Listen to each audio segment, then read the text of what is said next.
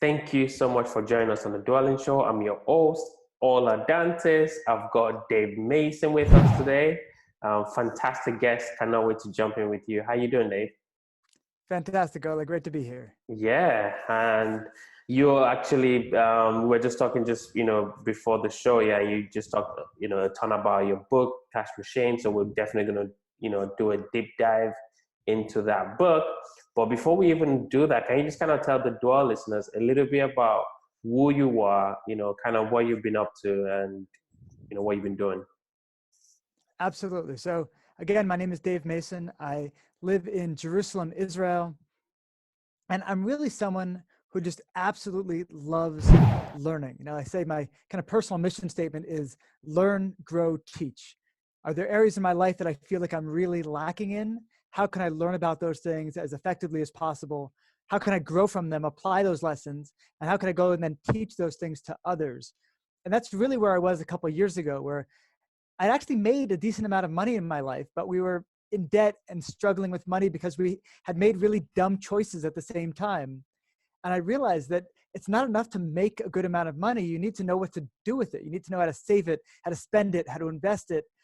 And if I was just researching that for myself, I probably would have done a tiny bit, just the things that were most relevant to me. But for me, like the idea of taking this and writing it into a book, I knew if I did that, then I'd have to explore so many more areas, probably 10 times as much as if I was just learning it for myself. So I decided to dive in together with my wife and write this novel, The Cash Machine, a tale of passion, persistence, and financial independence. And it is this novel that teaches hundreds and hundreds of financial lessons. So really, we're hoping to teach people financial literacy, hoping to teach people, give them the skills to take control over their financial situation, all through a novel that we're hoping they're going to find to be a total page turner. Yeah, interesting. Yeah, that's just really cool that you thought about writing about financial freedom or independence. I mean, the era dwelling. That's why we invest in real estate. I mean, we're recording this in the midst of a global pandemic of the COVID-19 situation we have here, really kind of spurring out of control in the US. So really having some kind of vehicle or just kind of making sure that you have this financial freedom, even if there's a pandemic, yes, nobody is immune, but at least you have some kind of cushion, and you kind of make sure that you can weather the crisis and come out whole on the other side. So this is definitely pretty much a good time to talk about financial independence.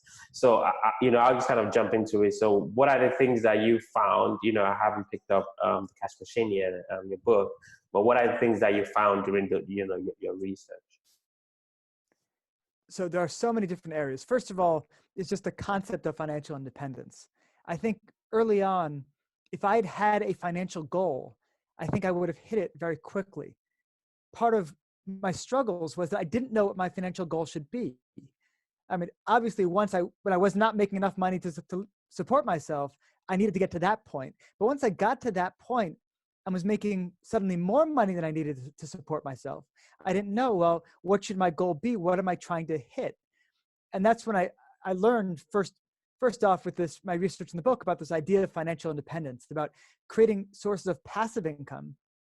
And that when my passive income sources exceeded my cost of living, then even if my business failed, or for other listeners out there, if they have a job, even if they lose their jobs, they'd be okay. And that's really what people are seeing right now, is that so many people don't have substantial savings. They don't have strong investments. They think that investments are too complicated for them. They live kind of paycheck to paycheck, and they've never seen a reason not to spend just about everything they make, because they're hoping to be working for a very long time. They don't know what to do with themselves if they're not working. And yet you see that suddenly a huge percentage of the population is out of work, didn't see it coming, and a tremendous percentage of the world population, and certainly the US population, is freaking out, trying to figure out how they're going to pay for food and rent and even just little basics, because they didn't plan for what could come out. They didn't have a financial goal. They didn't think about what they needed to save for. They put money into their 401k that they could hit after retirement, but they didn't really leave themselves in a position where they'd be okay if there was a global pandemic, for instance, or if anything else was to happen, if their business was to downsize, or if there was going to be a big change in the business realities. People are not prepared for it. And I think a big reason is they don't know what their financial goals, their financial objectives should be. Interesting. I was just taking some notes here. So, yeah, I mean, you hit the nail on the head, right? I mean, I was kind of joking with my wife. I was like, it's been, I think it was then a couple of weeks after COVID-19 kind of hit the US really hard. And all the airlines were throwing their hands up and say, hey, government, bail us out. I'm like, wait, it's been like a week or two, and these airlines can't even, they can't even pay their bills. This is really interesting, right? These are supposed to be global companies that we look up to, and they can't even pay their bills 2 weeks into the pandemic, right? So even if those guys, the big guys, are not even, they don't have their financial house in order, what do we as kind of I guess the average Joe, the everyday guy and girl, what can we do in terms of finding different sources of income? What do you think the average listener listening on our conversation, what do you think they can do to go out there, figure out, the different sources of income to kind of help them, get through a situation like this, which apparently we're going to have sometime in the future, right? So what are your thoughts on that? So the cash machine is really not about ways to make money.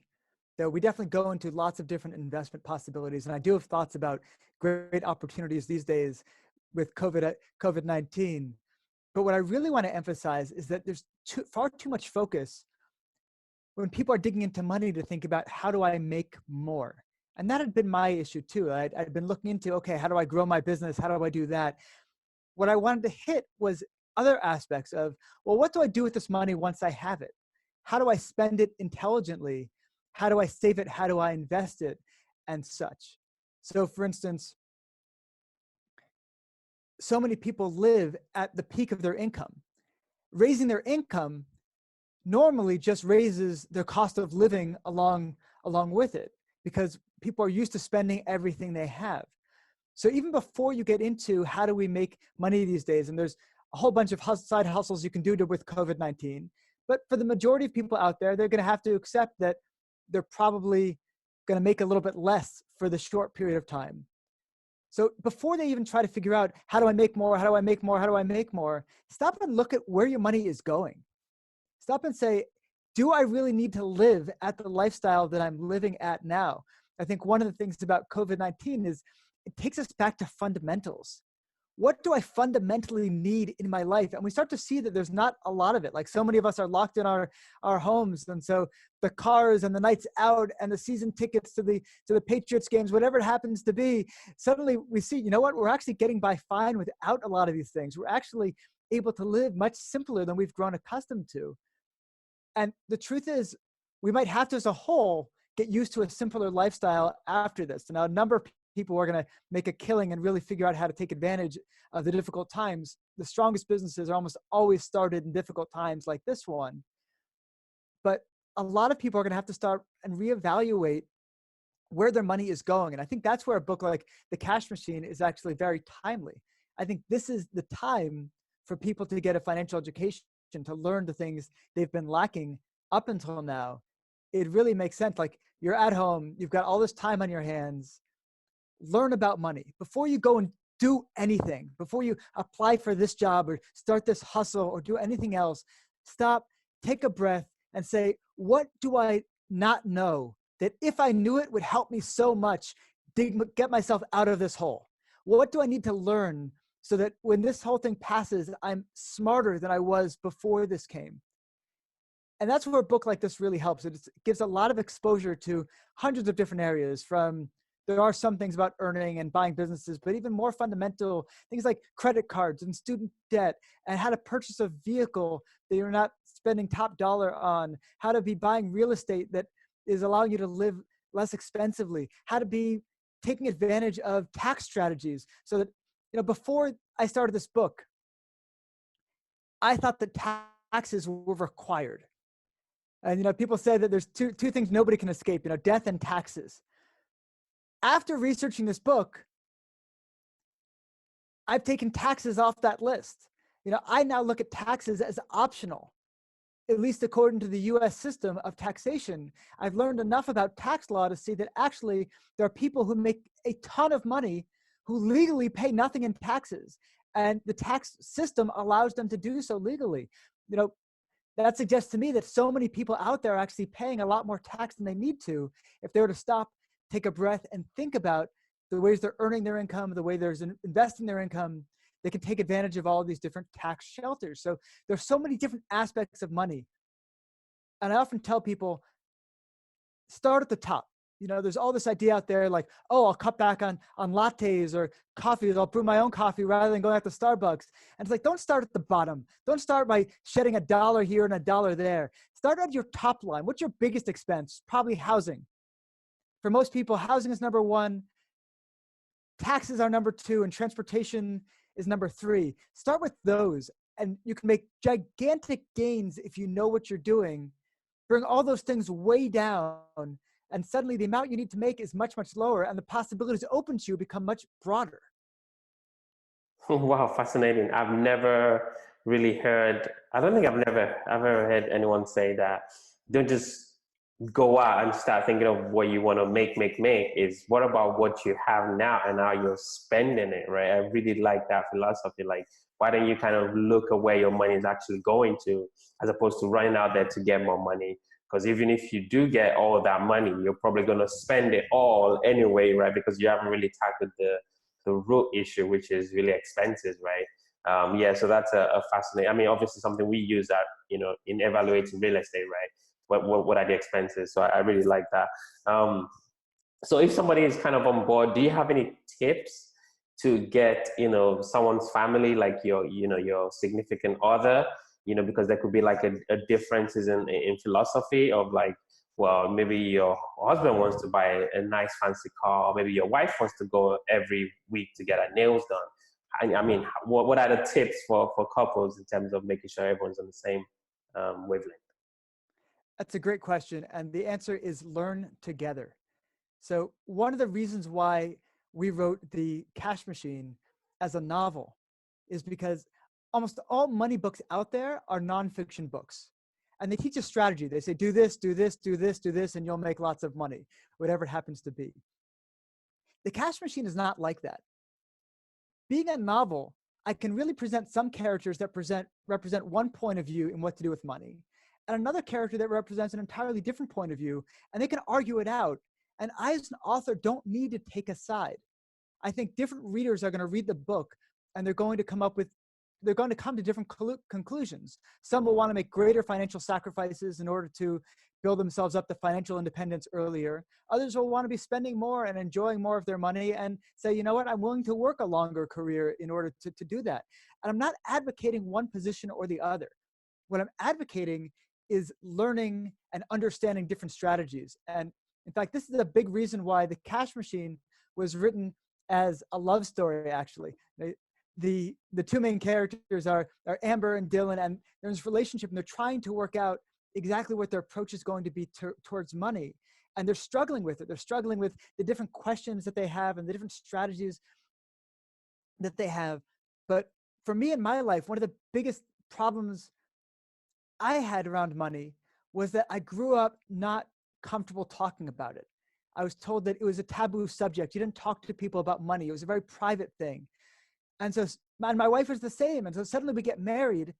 And at that point, it wasn't private. We should have been talking about things. We should have been discussing things. But we, A, didn't have the education to intelligently discuss different ideas and come to one mind about them.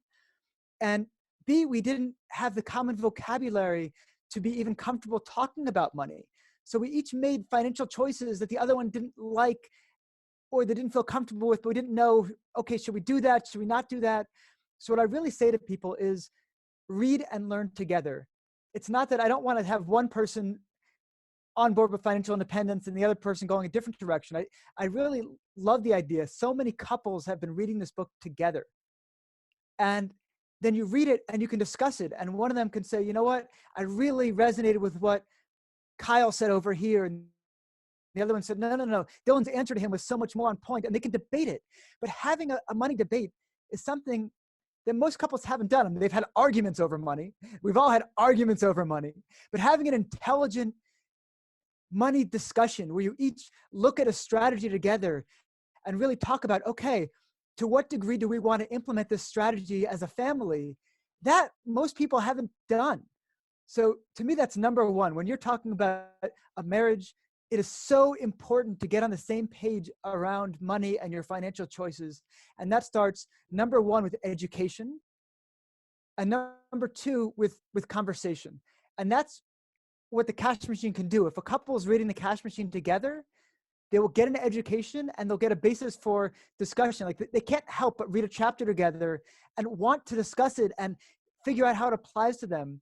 And every couple can come to different conclusions. Some will compromise on this, some will compromise on that. They'll come to different places, but as long as they're together, I think they're going to be in a great place. You know, money is one of the top causes of divorce, as we all know.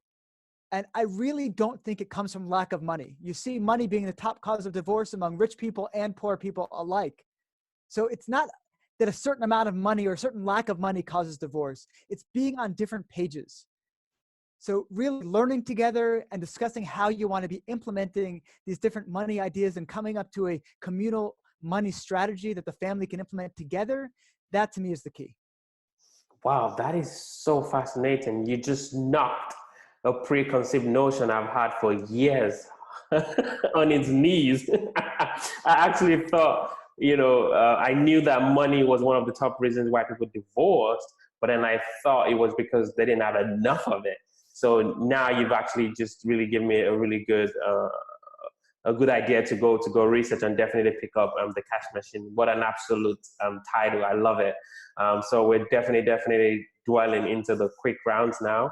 These are going to be quick questions, quick answers. You ready, sir? Let's do it. All right.